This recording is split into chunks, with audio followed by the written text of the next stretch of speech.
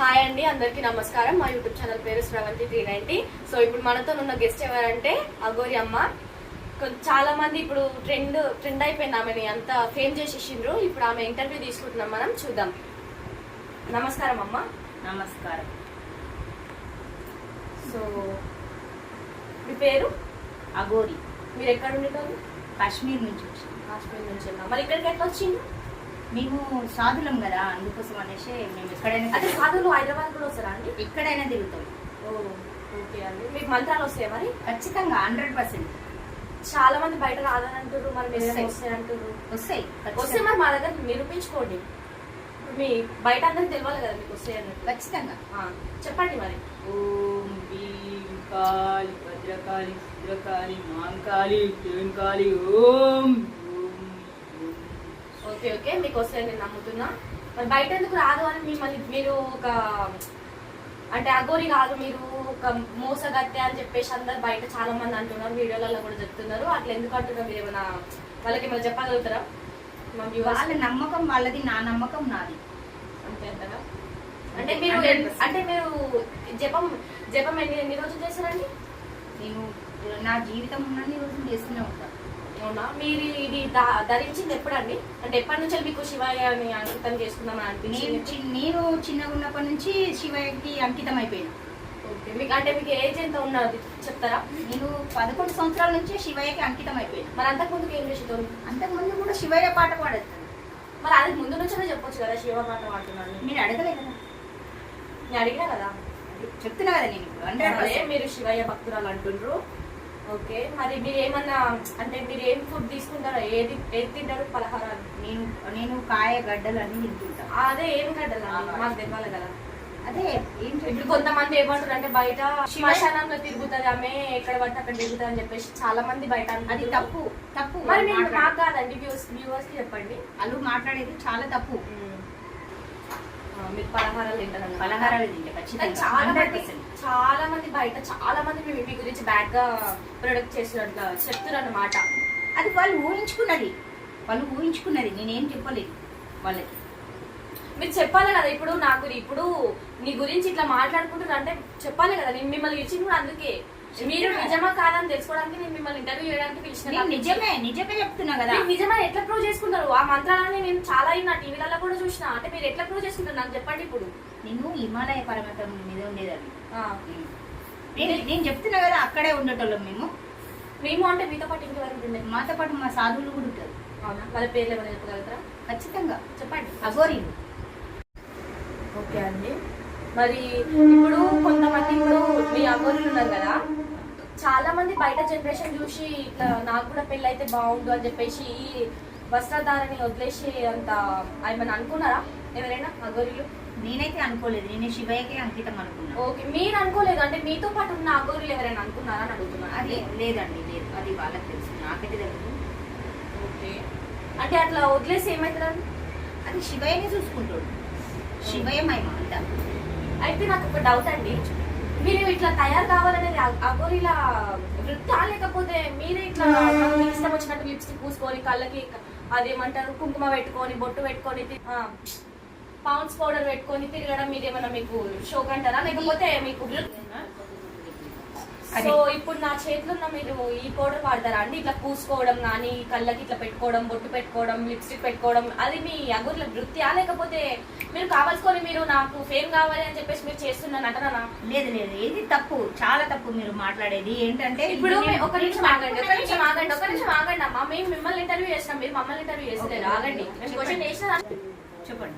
ఇప్పుడు నాకు మాత్రం ఇది మీ పౌడర్ మీ ఇంట్లోనే దొరికిందండి? అంటే మీ కైలాస పర్వతం దగ్గర నాకు మీ ఉంటారు కదా స్నేహితులు, అదే అఘోరీలు, మీ తోటి అఘోరీలు తెచ్చి నాకు ఇచ్చిరన్నమాట. మీరు ఇలా చేస్తారు అని చెప్పేసి అంటే నేను మిమ్మల్ని వచ్చి ఇంటర్వ్యూ చేసిన. మీరు ఏదో ఫేమ్ ఉన్నారా అని చెప్పేసి కాదు, నేను అడిగిన దానికి ఆన్సర్ ఇవ్వాలి. అది మీకు చెప్పేదంతా రాంగ్, తప్పు. నేను పెట్టుకునేది ఇది పౌడర్ కాదు, ఇది విభూది, శివయ్య విభూది ఇదంతా. నాకు మాత్రం విభూది దొరకలేదండి, నాకు మాత్రం మీకు దొరికింది. కావాలంటే పేరు కూడా చూడండి, మీకు కూడా చూడండి. ఓకేనా? ఇది విభూది కాదు, నేను చెప్తున్నా కదా. ఇది ఇక్కడ ఉంది కదా విభూది. చెమటకాయలకి వేసుకునే పౌడర్ తీసుకొచ్చి విభూది అంటే నేను నమ్మేస్తాను. ఎంత ఎడ్డిదాన్ని అనుకున్నారండి మీరు? చెప్పండి. అది మీ నమ్మకం. ఓకే, అదంతా వదిలేసేయండి. ఇప్పుడు వదిలేసేయండి. అంటే మీకు 12 years నుంచి అదే 12 సంవత్సరాల నుంచి వెళ్ళి మీరు నేను శివయ్య నమ్ముకున్నాను అంటున్నారు కదా. ఖచ్చితంగా 100%. ఈనండి నమ్ముకున్నాను అంటారు కదా. ఓకే, అయితే దానికి ముందు మీకు ఇట్లనే శివయ్య నమ్ముకుందామని అనిపించిందా, లేకపోతే నేను తోటి బాలలతోనే నేను పెరుగుదామని అనిపించిందా? నేను చిన్నగా ఉన్నప్పటి నుంచి, నా ఊహ తెలిసినప్పటి నుంచి నేను శివయ్యకే కొలుస్తుంటే శివయ్య ఇది వేసుకోవాలి చర్చి. సరే అండి అగోరి అమ్మ. అంతకు ముందుకు మీరు ఏం చేసేటోళ్ళు 12 years? నేను శివయ్యతోనే ఉండేదాన్ని. పేరెంట్స్ మా అమ్మ మా నాయన వాళ్ళు ఊర్లో ఉండేటోళ్ళు. నేను శివయ్యతోనే ఓకే. కూలి పని చేసుకుంటేటోరు వాళ్ళు. వ్యవసాయం వాళ్ళు ఇట్లా వద్దు బిడ్డ, నాకు మంచిది కాదు బిడ్డ అని చెప్పేసి ఏమైనా అంటారా? కొంతమంది పేరెంట్స్ అడ్డుకుంటారు కదా గొర్రెలని వద్దని చెప్పేసి. మరి మీ పేరెంట్స్ ఏమైనా అడ్డుకురా? నేను చెప్పలేదు. నేను నా ఇష్టంతో నేను చేసుకున్నది. ఇది నా ఇష్టంతో. నాకు శివయ్య అంటే ఇష్టం కాబట్టి నేను శివయ్య జపం వాడుతున్నా కాబట్టి శివయ్య. మీరు శివయ్య జపం వాడుతున్నారు కరెక్ట్ 100% ఖచ్చితంగా. కానీ నాకెందుకు మిమ్మల్ని చూస్తే నమ్మబుద్ధి కావట్లేదండి. చెప్పండి మరి మీరు ఏం చెప్పగలుగుతారు చెప్పండి. నాకెందుకు మిమ్మల్ని చూస్తుంటే, మీ ముఖం చూస్తుంటే, మీ వస్త్రధారణ చూస్తుంటే నాకు నమ్మబుద్ధి కావాలి. ఏదో నార్మల్ పీపుల్ లెక్క, నార్మల్ మనుషుల లెక్కనే అనిపిస్తున్నారు నాకు. మీరేం చెప్పగలుగుతారు దానికి? నాకు చెప్పండి. మీరు ఇలా అంతా చేయబాకండి. నాకు నమ్మకం లేదు మీ మీద. నమ్మకం రాదు. నమ్మకం కుదరాలి కదా. నమ్మకం కుదరాలి. మీకు శివయ్య విభూతి చూపిస్తా చూడండి. చూపెట్టండి. ఏది పౌండ్స్ పౌడర్ అండి? ఇదా ఈ పౌడరా?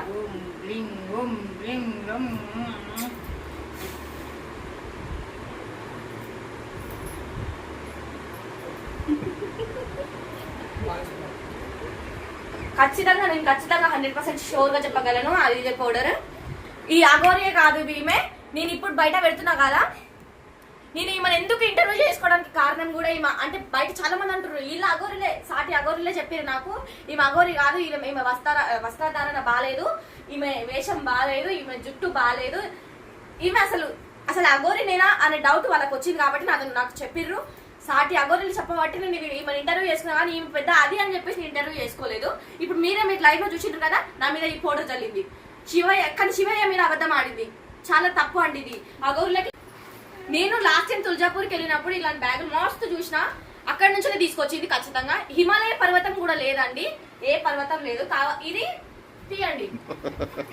దొంగ అగోరీలు అంటే వీళ్ళే చెప్తున్నా కదా. దొంగ అగోరీలు, చెత్త అగోరీలు, వీళ్ళు చెత్త అగోరీలు.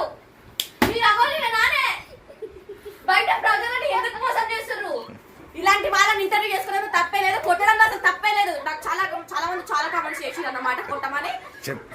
అంటే ఈ అగోరి వీధులు తీసుకొని చెప్పుల దండేసి కొడతా దీన్ని. అగోరియా కూర్చోవే, అగోరియా అని నువ్వు. ఇది అగోరియా, ఇది పౌడర్ తెచ్చి పౌడరా ఇది శివయ్య కొట్టంటుంది. ఇది పౌడర్.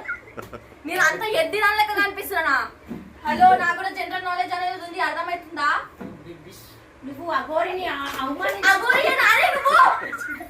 ఎందుకే మా ప్రజలని మోసం చేస్తున్నావు? చెప్పవే. ఎంత డేర్.